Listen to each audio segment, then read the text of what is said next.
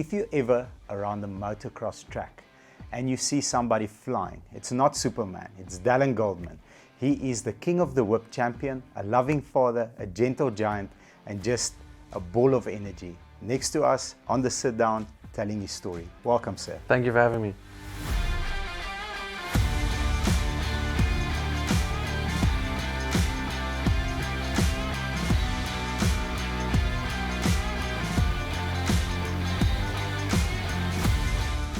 Dallan, we've seen your YouTube stuff. I'm like holding on to the chair, watching some of the videos. It's amazing. You are extremely talented. I'm sure there's a lot of practice, dedication, fitness level that goes into, even attempting a trick like that. But if we were to go back a little bit in time and get the 17-year-old version of you walking in here, sitting on the couch, like, who is that young man compared to the gentleman that we see here today? Well, that young man is young, full of energy and aspiring for greatness. Beautiful. Yes. Do you ride motocross? Are you doing backflips at 17? So at 17 years old, I tried my first ever backflip. I was unsuccessful, unfortunately. And that put me on the couch for a good 4 or 5 months or so. I ended up, I think, snapping my right collarbone. I cracked 5 ribs and I fractured my left hip and pelvis. So yeah, that put me out for quite a while and actually put me off the doing flips for a few years afterwards, as it took me a while to get back and get that confidence back. But back then I only had one goal in mind, and that was to be South Africa's top freestyle motocross athlete and then further myself into the world. So attempting a backflip, like this has been the question that I'm most eager to ask you. How does that even happen? So, like, walk me through it. Is some of the stuff I've seen from Nitro Circuit, they've got those big pools with the pads, and yes. Do we have that here in South Africa? So back in the day, we had a foam pit here. Foam pit. Yes, foam okay. pit. Yeah. Okay. So I didn't really get too many opportunities to jump in the one locally, unfortunately. So you did the real thing. I ended up going overseas to Robbie Madison's house. Okay, wow. I think this was in 2014, if I'm not mistaken, and I spun a couple flips into his foam pit. Okay. And then I went to dirt that same day. So that was pretty cool. It's an exhilarating feeling. I don't think anyone can describe it. Your adrenaline is pumping so hectic.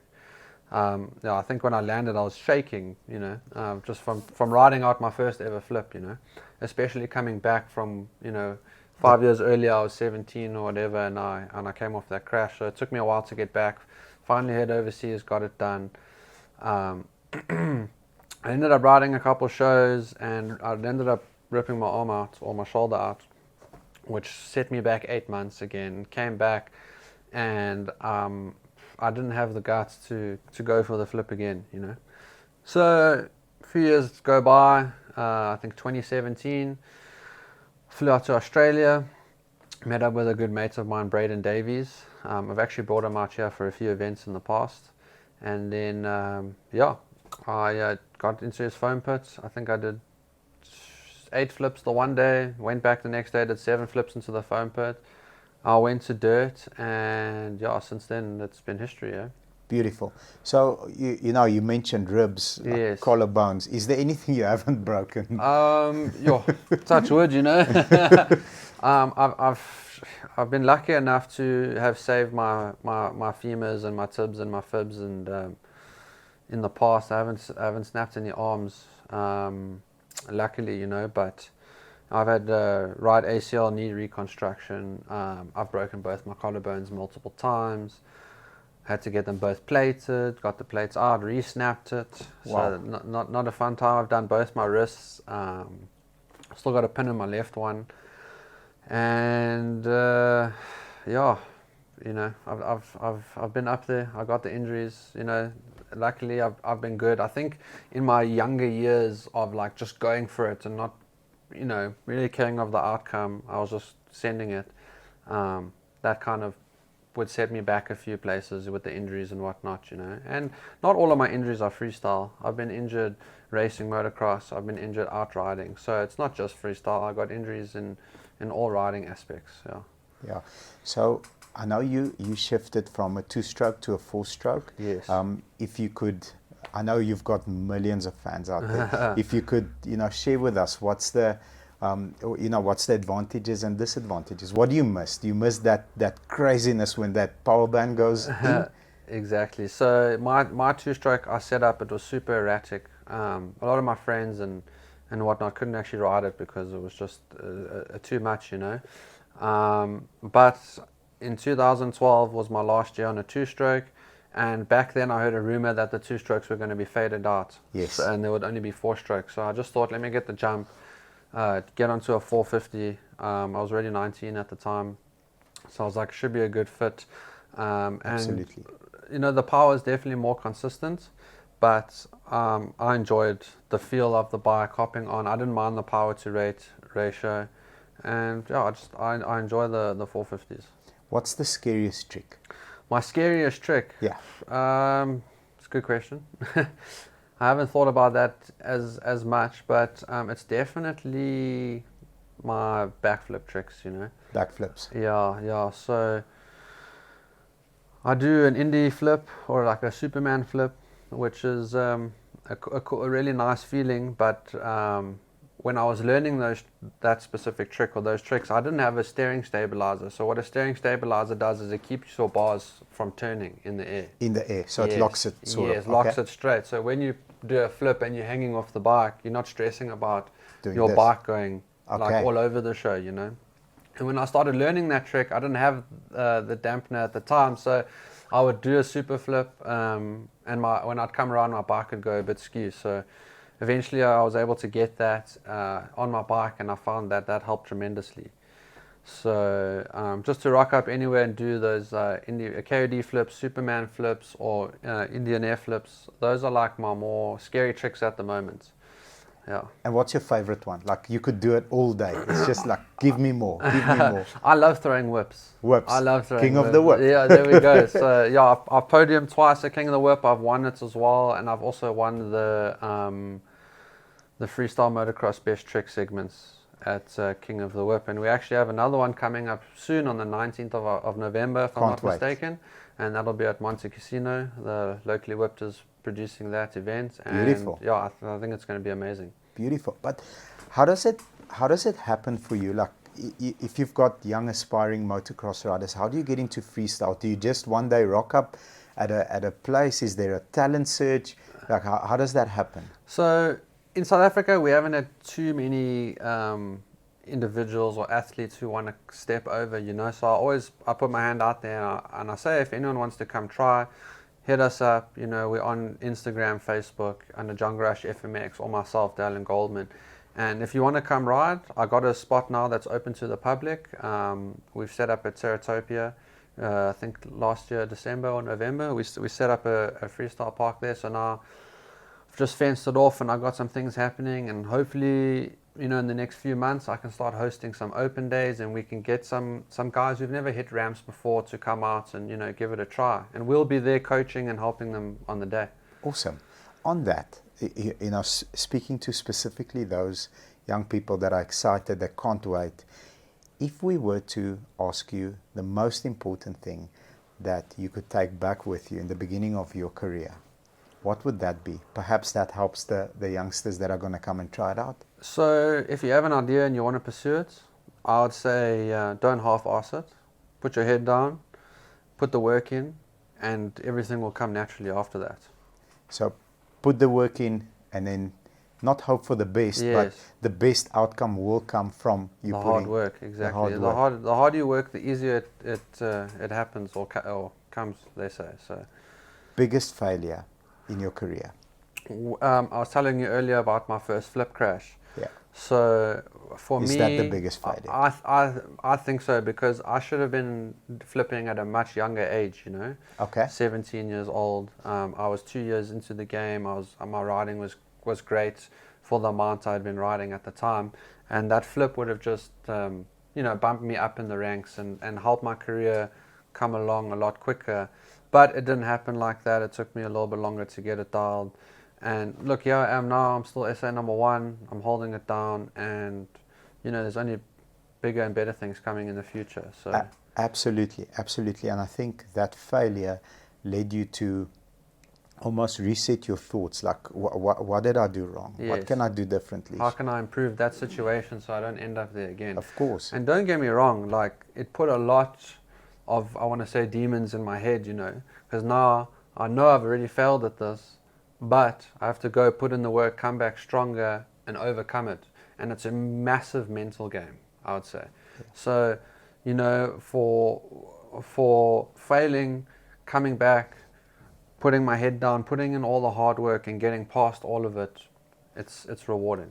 When you had to fly to, the first time you could use a foam pit, Yes, was in the US. yes, So Robbie Madison's house. yes. I mean, putting the work down means at this stage you're not sponsored. So this is all on your own coin. Am I right to say so? So Semi. I had a few sponsors back then helping me out. Okay, so but the majority of the financials was out of my own pocket, you know. So I'd end up working at home as hard as I could, saving up as much as I could, and then, you know, flying overseas. to have that opportunity to train and make sure that you get it done safely before you can attempt it again. Exactly, you know, and I'm lucky that I have some friends overseas, so they do help me out as much as they can, you know. But at the end of the day, it's on me to get there, have my stuff sorted, and, you know, have the right mental attitude to go ahead, perform these tricks, and, you know, make it work, come home safely.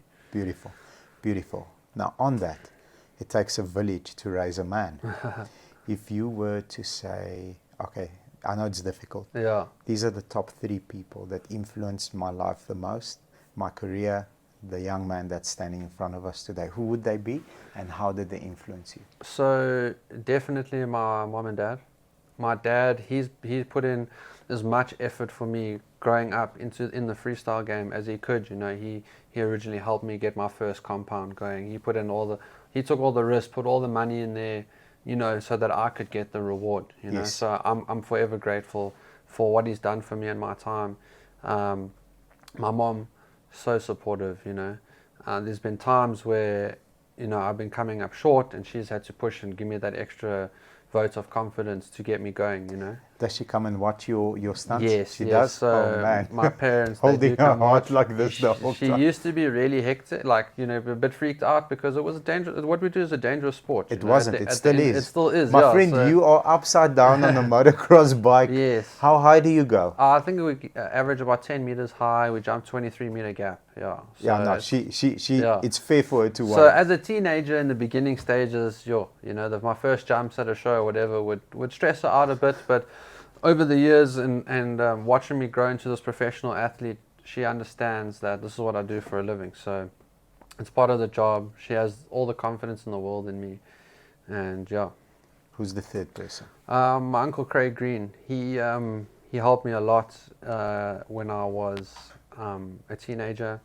When I went to the US for the first time to get my flips and everything sorted, he actually financially helped me to get there, put in the cash so that I could get a bike and support myself while I was that side. So luckily him and his business at the time was able to push me to that next level.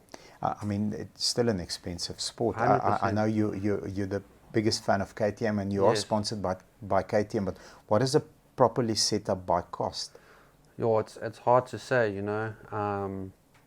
I love my KTMs, and they've been such a great deal with supporting me over the years that I think I've actually lost the perception of what the overall cost is. Yes, you know, yes. I also have other sponsors who help with other parts towards the bike, so it makes my life a lot easier. A lot easier. But I mean, I think if we're going and buying a brand new bike today, it's like 150 grand for a brand new bike, or for what I need, you know. Yeah. Then I still have to spend money on changing the suspensions, the handlebars, certain. I need flip levers for my bike, and exhausts, and the list goes on, you know. Yeah. So yeah, it gets expensive, and I'm grateful that I have the opportunity to ride for a company like KTM and TRP distributors who bring in Thor and 100% goggles and Motorex oils. So all of the companies that are involved with me, they help me with you know, my day-to-day expenses of make sure I have my bike set up just the way I need it. 100%. 100%, you know. And I actually have 2 bikes, one here and one in the US. So Okay. they end up giving me the double the amount of parts and everything I need so that I can travel back and forth without stressing or taking bags of parts with me. Now, if you were to compare the size of the sport in the US versus South Africa, I know it's massive. I don't think it's comparable. It's massive. I mean, you've got sold out arenas coming to watch. Yes. Who's some of the guys that you've ridden with? Some of the guys that we know. Robbie Madison, he's one of the biggest names in the sport. I've ridden with Jared McNeil, 15 times X Games medalist. Amazing. I actually stay with him quite a bit when I'm in Temecula. I ride at his farm. He's got an amazing setup. I've ridden with other names like Twitch, Jeremy Stenberg, Taka Higashino, also X Games medalist, X Fighters medalist. I've ridden with some amazing names out there. I'm grateful for the opportunities. Beautiful. And Landmines, if we were to look, through your career, outside of injuries, Landmines are perhaps mistakes that you've made that you're willing to share. Every champion has stepped on a few in order to become champion, so that perhaps myself and the rest of the viewers don't need to step on them. So give us those coordinates. Be careful. Don't do this. This is what happened. It's a bit of a difficult question. If I have to think of it off the top of my head, there's been a few times where, example, in 2013, I went and I did a race in Polokwane. Okay, so that's not a freestyle event? Not a freestyle event, it was an actual race. So okay. I changed the suspension on my bike. I took my bike out there and I entered a race. And it's about a 3-hour drive to get there, more or less, eh? Yes. So I woke up at 3, 4, drove out there, got set up, did the practice, did the races. Ended up getting third that day, so I was pretty happy because I hadn't done a race in a while. And then I packed up and I drove home another 3 hours, So I get home, I don't know, I think I got home at like 10:30 or 11 that night. So it's a full day, up from 3, 4 to 11. Plus you've had a race, your body's broken. So I'm broken. Anyway, the next day I went to my compound to have a ride, and the wind was gusting like crazy, And I was like, actually, I don't want to ride today. I'm broken from yesterday's racing. Yeah. Like, I just want to take today off, And there was a couple of people there, and they were like, "Hey, D, please, but like, we'd love to have a ride, whatever." And eventually I was like, "Oh, you know what? I'll have a ride." Anyway, I ended up riding, had a pretty good ride. And then at the end getting closer to the end of my session, I had a bad crash, which I ended up breaking my collarbone again, my shoulder, my scapula again. And, now that sets me back another how many months, And already it was a super windy day. I was already exhausted. So for me, that would be a landmine, because I should have just taken it in and been like, we have another day, we can ride next week or whenever the time comes, So just listen to the gut Listen feeling. to the gut, take it easy. If you're not feeling it, then, live to ride another day. So, you've ridden with X Game medalists, the list is endless. Yeah. If you would say the best advice that you've received from some of your colleagues, what would that be? Sure. In the realm of your expertise, your sport? I think it would be, don't listen to what everyone else is saying. Do what you want to do. Put your head down and make sure you put in the work. Make sure you put in the work. That's what 99% of everything comes to. You need to be able to make the sacrifices of missing these events, missing your mate's birthday events, your family events, whatever you're supposed to go to. Overseas half the time, yeah. So you make the sacrifices, you put in the work, it'll all come right. If you could spend the entire day with someone, let's say, for example, 6 a.m. till 10 p.m., who would that be, and what would you ask them? Sure, that's a good question, eh? I'm interested to see, are we going out of your sport, Yeah. or are we staying in your field? Yeah, I'm not too sure on that one, to be honest, off the top of my head. I don't know. I watch the UFC a lot. Okay. And I train a lot of MMA with Brendan Lazar. Okay. So, I don't know, maybe if I could hang out with another athlete, Jorge Masvidal or John Jones or, you know, someone of that elite caliber, Let's say Israel Adesanya, Oh possibly. yes. What would you ask Israel? I'll just be keen to train with them for the day and learn some inside techniques, and just maybe see what ticks in their head, see how they run, you know. Okay. Their perspective on their outlook on everything. I think that could be really interesting. I'm a huge, obviously, freestyle motocross fan, and that's what I do. But I also enjoy other sports, and I like to participate in other sports, you know. Beautiful. If I may dive into your mindset. So it's 10 minutes before you go up. Yes. Or let's go a little bit further away. 2 hours. Okay. It's 2 hours before you go up. Are Yeah. you nervous? I try not to think about it. You don't think about it? I try not to think about it. I try to stay out of the moment until the moment's in front of me. So if you're that on makes Instagram, sense. it's a normal day. I'm on Instagram. You're not 23 meters, 10 meters high. No, I'm chatting. I'm making jokes with the boys. You know, Okay. being funny, just hanging out. Obviously, I need to make sure that everything is ready for that moment. Your bike is set up. Yeah. You healthy. You obviously train your body like Yes. you are a professional athlete. So you healthy. Everything is okay. Nothing clicks. 100%. I have to work around some injuries, obviously, as I've explained. You know, I mean, I've had 3 or 4 ups just on my left shoulder alone. So things play up. So I need to make sure before the event, I've gone to my physio sessions or whatever, and I'm, you know, chiropractor. I'm in line. I'm ready to roll. I'm feeling strong. I'm feeling healthy. But generally, before I ride, I try to keep switched off. And Don't think about it. Once that helmet goes It's on, another human being in there. different Another mindset. different person. Different person. Like the helmet's on and it's business time. It's So, game on. Yeah. Awesome.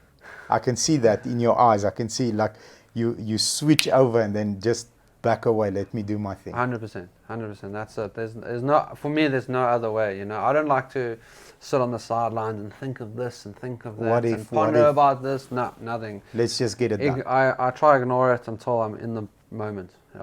Awesome. Awesome. Unbelievable. Okay. Fly on the wall question. This is, if you could overhear a conversation, a bunch of people in a room and me and you are fly on the wall here. Who's in the room and what are they talking about? What would you like to hear? Yo. I'm not too sure about that one, eh? It's got me thinking, yeah. Okay, let's go back. Let's go back to that one. One of the things actually. Here we go. Is Robbie Madison. He's performed quite a few stunts over the time. He's ridden a dirt bike on water. He surfed a wave on water. I've seen that. You've seen I've that? seen that. Yeah. So they've got a bit of a contraption where there's like little flaps on the tires. Exactly. Okay, that's amazing. So there's actually a ski in front of the front tire, and there's like a little slot in front of it that the tire fits into, and same thing on the back tire. So in 2014, when he was actually practicing for that stunt, getting the bike and mechanics and everything right, he was testing it at Lake Elsinore. Okay. And I was there with him. Okay, wow. Helping him with the testing. You know, he sunk a few bikes and we jumping off the boat to pick up the bike and put it on the boat. And that bike is gone. Yeah. Or so you can use some of the stuff, I suppose. So what happens is he has a flotation device. So once he comes off the bike, that ignites and then it's a giant balloon pops up filled with helium. So then obviously picks the bike up. Okay. We fish it out, you know. One of the cool things about that story is I'm riding a jet ski and like I'm looking next to me and Rob's on his motocross bike in the middle of the lake, like right next to me, you know. So that was epic. But getting back to your question, you know, he's done those stunts. He's jumped over the canals. He's jumped up in Las Vegas onto that huge building, you know. So maybe if I could be a fly on a wall as he's thinking about this, or he's chatting to someone to see, hey, like, this is what I'm thinking, let's draw it up and put it into action. That would have been an interesting moment to be there in.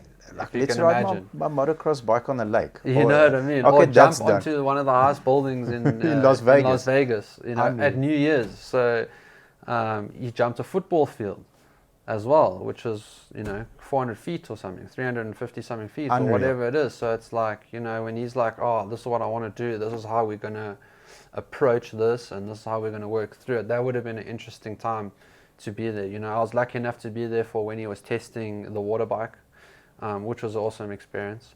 But How long is the test period before we've got a shot where, I mean, boom, he nails it? it was months, I think. Months? Yeah, so We see like a 3-minute YouTube you see a 3-minute YouTube I'm like, video. that guy's insane. It's What's 2 going years on of there? preparation to get there, you know. Because when they were testing out the skis and everything, you must understand, you know, the skis are that high off the ground. Yeah. Because they have to hit the water, obviously. Yes.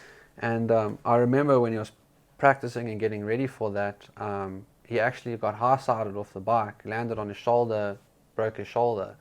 You know, and this is one of the first days or On the times water. of testing On the it, water. just before the water. You didn't even get into it yet. So That sets him back a couple of months. that's 6 months out. 6 months. You know what I mean? So now you've got all these budgets and these sponsors and this Nothing you can expectation, and there's nothing you can do because now you need to, you know, wait 6 months, get healed, get the surgery, whatever needs to happen, get back on and mentally, you know, be right for that. So Fight that demon. yeah, exactly. So you know what I mean? It's a lot of mental warfare. Favorite movie? Favorite movie? Hood Rich by Jeremy Stenberg. Okay. He jumped on board, and I think with Jay Schweitzer, and made one of the all-time freestyle motocross videos of all time, essentially. Yeah, for me anyway. I love the vibe. I love the way it's set out. It shows you in the beginning of him like riding at X Games or a Dew Tour or something, and he crashes. He breaks both his legs. You know, now he's sitting out for months on end, trying to get ready for, you know, for the next competition. I think obviously we're not going to downplay any other injury. Ribs, anything broken is sore, shoulder, anything. But I think leg, I think that must be terrible because when you land, that's where all the strain is. Yes. That's where all the strain is. Yeah, no, it's hectic. It was. If you ever watch, I suggest you watch it. Hood Rich. Today. Yeah, I'm going to watch it today. Twitch Hood Rich. Yeah, it's an insane documentary. Awesome. It's when I was 16 years old and I was like a year into freestyle, whatever. I'd make sure I wake up early. I put that on, and I watch all the best scenes, so I get amped to ride. Get fired up. Yeah, exactly. Yeah. Beautiful, beautiful. My favorite movie is the movie 300. Okay. It's the best business movie you'll ever watch in your life. The best business movie. So lots of business lessons in there for me. Yes. For me at least. There's two actually 300s. Yes, the first one. The first one. Yeah, the first one's the best. I think the second one you see more of the Persian angle. If That's I'm not correct. mistaken. Yes. Why I say business movies because, you know, when the child gets born into that elite army, the child is not babied. The child is, you know, the child is trained to be an elite athlete, and never along the way is the child babied. So when the child is of age, has to go and fight, you know, the tiger. And for me, you know, when you get into a company, into a business environment, or, you know, applying my message to your environment is, you know, me and you can become best mates today. And, you know, I can have the mentorship of the best that, you know, our country has ever produced. And you are an elite athlete, the best in the world. But unless I put in the work, which you tell me, Bobs, you need to be eating this, you need to be riding this many hours a day, this is the way that your foot needs to be positioned. Unless I do that, you know, you're not going to be with me on that bike when I'm in the air. 100%. And if the tiger eats me, I fall down and I break something and I'm out. So for me, that's the business lesson out of that movie. Yeah. Interesting. Yes. And lastly, what's coming up next? I know there's a big event, King of the Whip, November, Monte Casino. Yes. You've got your track that's opening. You're going to do some open days. Where can one reach you? You know, some of the youngsters that want to come and train with you. How does that happen? So I'm pretty open on social media. Okay. If I see kids or someone reaching out to either myself at Dallan Goldman or Django Chef Mix on any of our pages, I try my hardest to respond, especially if someone's interested to ride. Because if someone's interested to ride, I want them there. I want them to experience it. You know, a lot of people, from kids to adults, have never hit a steel ramp before in their life. Yeah. So if that's something they want to do, come out, let me see how you ride, and then from there, if you're cool, I set you up on the ramps, you know, and obviously I'll tow you in and make sure everything's 100%, and make sure you're actually able to do it before you get to that point. Yes. Yes, amazing. So hit you up on Instagram. You said Instagram is the best way. Yep, Instagram or Facebook or wherever you can find me, I should reply. Awesome. And you reply yourself. 100%. Beautiful. Sir, thank you very much. You are a gentleman, calmer than I thought you were going to be. I didn't expect this, this soft-spoken, gentle giant. I thought, this person's going to walk in and like, but it's very nice to meet you. Maybe when I'm on the bike. When that helmet when goes that on, helmet when the goes mindset switches, Yes. I believe you. Yeah, I really do. Thank you very much. Thanks It was for an having honor. me. Appreciate it. Thank you.